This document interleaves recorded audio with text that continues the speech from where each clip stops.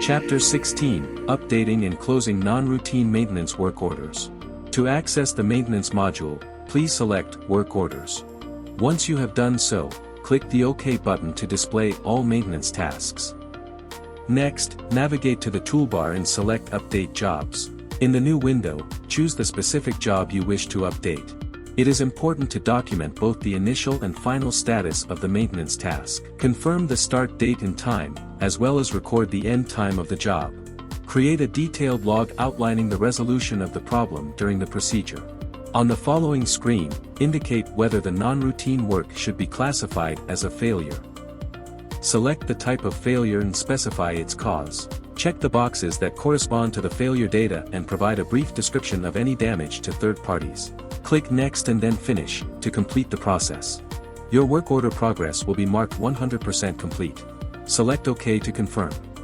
To confirm closure your work order, select option Close WO as of today. Finally, select OK. Congratulations, you have successfully closed your non-routine work.